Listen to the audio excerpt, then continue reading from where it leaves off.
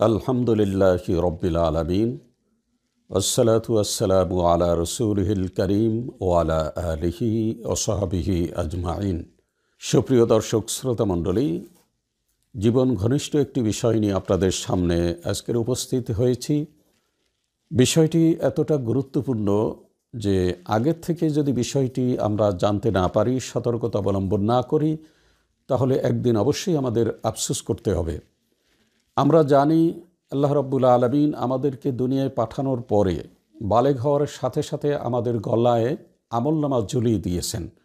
অকুল্লা ইনসানিন আলজামনাহু তাইরু ফি উনুকিহি, প্রত্যেকটি মানুষের গলায় আমলনামা লটকানো থাকবে এবং হাশরের ময়দানে আমরা যখন উঠব তখন সেই আমলনামা বের করা হবে এবং সেখানে দুনিয়ায় কোথায় কি করেছি, কি খেয়েছি, কি খাইনি, কোথায় কি কাজ করেছি, কি কথা বলেছি, এমনকি মনের ভিতরে যদি কোনো সূক্ষ্ম চিন্তার উদয়ও হয়, সেটাও কিন্তু কিয়ামতের ময়দানে বাদ পড়বে না। এটাও হাশরের ময়দানে আল্লাহ রাব্বুল আলামিন আমাদেরকে দেখাবেন।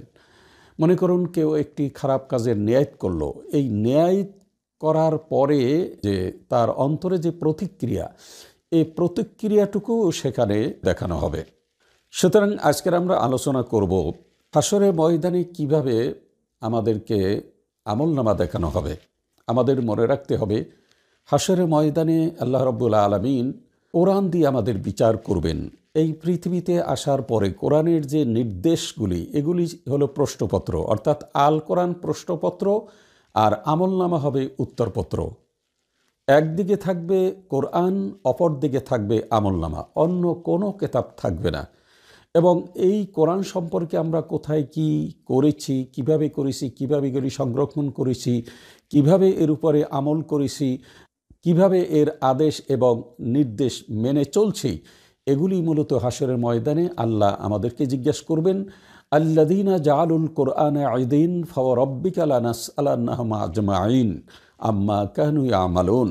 আল্লাহ রাব্বুল আলামিন বলছেন যে যারা দাঁত দিয়ে কামড়িয়ে কোরআনকে টুকরো টুকরো করেছে, হে রাসূল আপনার রবের কসম, অবশ্যই আমি তাদেরকে জিজ্ঞাসাবাদ করব। সুতরাং কোরআন হবে প্রশ্নপত্র, অর্থাৎ এই দুনিয়ায় কোথায় কি করেছি, কি করি নাই কোরআন অনুযায়ী, সে প্রশ্নগুলি কোরআনে ঠিকই আছে। হাশরের ময়দানে এক সাইডে প্রশ্নপত্র রাখা হবে এবং অপর সাইডে থাকবে আমলনামা, অর্থাৎ উত্তরপত্র। আল্লাহ রাব্বুল আলামিন প্রথমেই হয়তো প্রশ্ন করবেন এভাবে যে, আমার বান্দা, তুমি পৃথিবীতে গিয়েছিলে, আমি তোমাকে পাঠিয়েছিলাম, সেখানে ভালো মন্দ কোথায় কি করেছো, সব কিছুর ব্যাপারে সঠিক জবাব আজকের তোমাকে আমার সামনে দিতে হবে। এই জন্য প্রথমেই হয়তো আল্লাহ রাব্বুল আলামিন বলবেন, আকিমুসসালাহ, আমি নামাজ কায়েম করার জন্যে, সলাৎ কায়েম করার জন্যে তোমাকে আদেশ করেছিলাম, সলাৎ তোমাদের উপরে ফরজ করেছিলাম, এই সলাৎ কি আদায় করেছো? তখন হয়তো আমরা বলবো, হ্যাঁ আদায় করেছি। হয়তো আপনি এখানে 10 মার্ক পেয়ে গেলেন। এরপরে আল্লাহ রাব্বুল আলামিন বলবেন, আকিমুসসালাহ যেমন আদায় করেছো, আকিমুদ্দিন, এটাও তো ফরজ। নামাজ যেমন ফরজ, দিন প্রতিষ্ঠা করা তেমনই ফরজ। ওখানে আকিমুসসালাহ, এখানে আকিমুদ্দিন, তো দিন প্রতিষ্ঠা করেছিলে? তখন আমরা বলবো, না, দিন প্রতিষ্ঠা করিনি। এরপর আল্লাহ রাব্বুল আলামিন যদি বলেন, কুতিবা আলাইকুমুস সিয়াম, সিয়াম পালন করেছো? হ্যাঁ, সিয়াম পালন করেছি। তাহলে হয়তো এখানেও হয়তো 10 মার্ক পেয়ে গেলাম। এরপরে যদি আল্লাহ জিজ্ঞেস করেন, কুতিবা আলাইকুমুল কিসাস, যে কেসাসের যে বিধান আমি কোরআনে অবতীর্ণ করেছিলাম, সেই কেসাসের বিধান কি মেনে চলছিলে? নামাজ তো পড়ছিলে, রমজান মাসে রোজাও রেখেছিলে। কুতিবা আলাইকুমুস সিয়াম, কুতিবা দ্বারা রোজা ফরজ করা হয়েছে, তাহলে কুতিবা দ্বারা কেসাস ফরজ করা হয়েছে, সেটা কি করেছিলে? তখন কি বলবো? বলবো না, সেটা করতে পারিনি। আবার কুতিবা আলাইকুমুল কিতাল, এখানেও কুতিবা দিয়ে কেতাল ফরজ করা হয়েছে, অর্থাৎ দিন প্রতিষ্ঠার জন্যে জেহাদ করা, লড়াই করা, সংগ্রাম করা, এটা কি করেছিলে? তখন হয়তো আমরা এই প্রশ্নেরও জবাব হয়তো আমরা না বোধক, অর্থাৎ এটাই বলবো যে না, কেতাল আমরা করিনি। এরপরে যদি আল্লাহ রাব্বুল আলামিন বলেন, ফাজলিদু কুল্লা ওয়াহিদিম মিনহুমা মিয়াতা জালদা, জেনাকার এবং জেনাকারিনী উভয়কে 100 বেত্রাঘাত করো, এটা কি করেছিলে? এটাও তো ফরজ। না, সেটাও করিনি। তাহলে এখানেও 0। এরপরে আল্লাহ বলবেন ওয়া আতু জাকাত, জাকাত ফরজ করেছিলাম, জাকাত দিয়েছিলে? জবাব দিব না, এখানেও পাবো 0। এরপরে হয়তো আল্লাহ বলবেন জাকাত যেমন ফরজ, নামাজ যেমন ফরজ, ওসর দেওয়া ঠিক তেমনই ফরজ, তাহলে এই ওসরের ফরজ কি আদায় করেছিলে? জবাব দেব না, অর্থাৎ আমলনামায় নেই, জবাব দেয়া লাগবে না, আমলনামায় নেই, সুতরাং এখানেও 0। এরপর আল্লাহ প্রশ্ন করবেন যে সুদ বর্জন করেছিলে? তখন আমলনামায় দেখা যাবে না, সুদ বর্জন করিনি, 0। পর্দা করেছিলে? ইয়াগুদ্দু মিন আবসারিহিম ওয়া ইয়াহফাযু ফুরুজাহুম, যে তোমরা পরনারী যখন দেখবে তখন চক্ষুকে নিম্নগামী করবে, নিজেদের লজ্জাস্থানকে হেফাজত করবে, এটা কি করেছিলে? আমলনামায় দেখা যাবে নাই, তাহলে সেখানেও 0।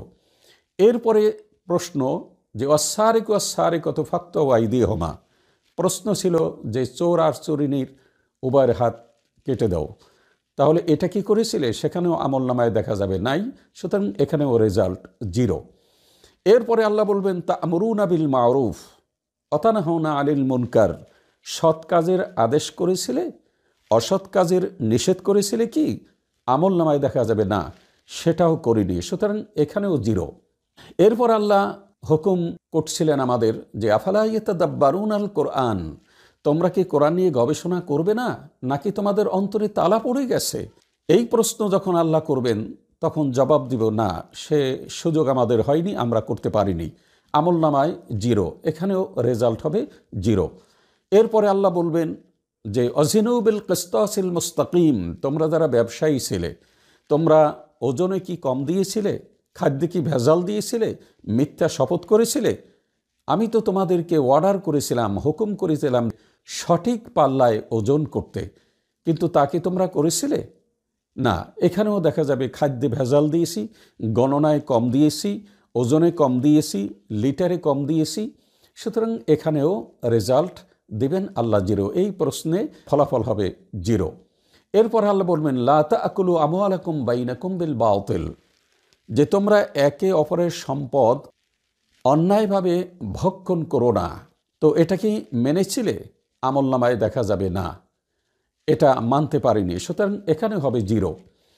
অপরদিকে আল্লাহ রাব্বুল আলামিন যদি প্রশ্ন করেন আং তাহকুমু বিল আদলে, যে তোমরা যখন বিচার ফয়সালা করবে তখন সঠিক বিচার ফয়সালা করবে, ন্যায় বিচার করবে, কিন্তু তোমরা ন্যায় বিচার করছিলে কি? আমলনামায় দেখা যাবে নাই, আমিও বলবো না, করতে পারিনি, সুতরাং এখানেও আল্লাহ এই নাম্বারে 0। এরপরে 18 নম্বরের একটি প্রশ্ন এভাবে হতে পারে আতিউল্লাহ ওয়া আতিউর রসুল, যে আল্লাহ এবং আল্লাহ রসুলের ইত্তেবা বা অনুসরণ করার কথা বলেছিলাম, এটা কি করছিলে? এই 18 নম্বরেও আমরা বলবো না, তখন আমলনামায় 0 পড়ে যাবে। এখন লক্ষ্য করুন এখানে 18টি প্রশ্ন, এর মধ্যে শুধুমাত্র 2টি প্রশ্নের জবাব আমরা দিয়েছি, হয়তোবা এই 2টি প্রশ্নের আমরা হয়তো 20 মার্ক পেতে পারি, কিন্তু বাকি 16টা প্রশ্নে আমরা ফেল। এখন আপনিই বলুন, আমরা ফেল করলাম না পাশ করলাম? আর ফেল করলে পুনরায় পরীক্ষা দিয়ে পাশ করার আর কি কোনো সুযোগ আছে? হাসরের ময়দানে মানুষ আফসোস করবে, রব্বুল আলামিন দুনিয়ায় আমাদেরকে আর একবার পাঠান, এরপরে ভালো ভালো আমল করে আবার তোমার দরবারে ফিরে আসব। আল্লাহ রাব্বুল আলামিন বলবেন আওলাম নুআম্মিরকুম, তোমাদেরকে কি একটি লম্বা হায়াত আমি দিয়েছিলাম না? সেখানে যদি উপদেশ গ্রহণ করতে, তাহলে অবশ্যই উপদেশ গ্রহণ করতে পারতে, যথেষ্ট সময় সুযোগ এবং টাকা পয়সা সব সুযোগই আমি তোমাদেরকে দান করেছিলাম, কিন্তু তোমরা তা করনি, সুতরাং আজকের ফেল। এখন লক্ষ্য করুন, এখানে 18টি ফরজ, 18টি আল্লাহর হুকুম, সবটাই ফরজ, কিন্তু এতগুলি ফরজ লঙ্ঘন করার পরেও আমাকে যদি আপনারা অলি আল্লাহ বলেন, কামেল বলেন, পীর বলেন, বুজুর্গ বলেন, তাহলে এটা কি আল্লাহর আদালতে টিকবে? এতগুলি ফরজ লঙ্ঘন করার পরেও আমরা কি মুসলমান থাকতে পারি? প্রত্যেকটি বিধানই হচ্ছে আইন, সুতরাং আমরা পায়ে পায়ে পদে পদে আল্লাহর আইন লঙ্ঘন করছি। সুতরাং হাসরের ময়দানে এক সাইডে থাকবে কোরআন, অপর সাইডে থাকবে আমলনামা।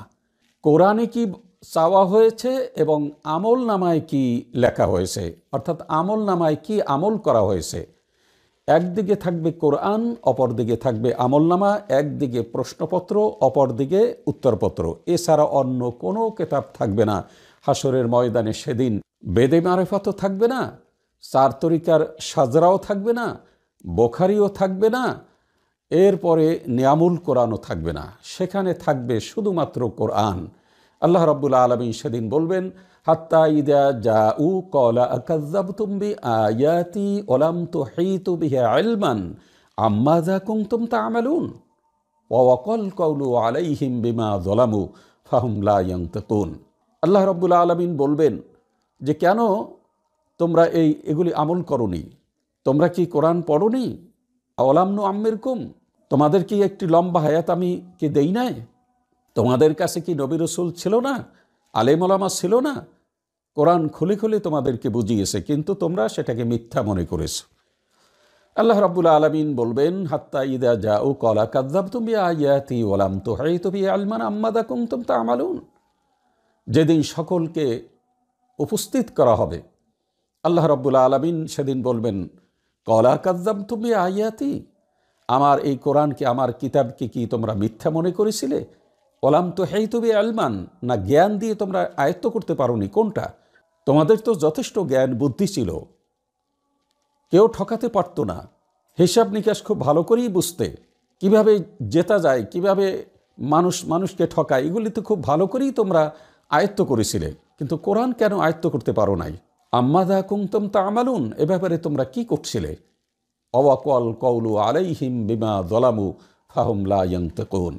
আর অবশ্যই আল্লাহ রাব্বুল আলামিনের ওয়াদা এবং তার কথা অবশ্যই সত্যে পরিণত হবে, বাস্তবে রূপ দেবে।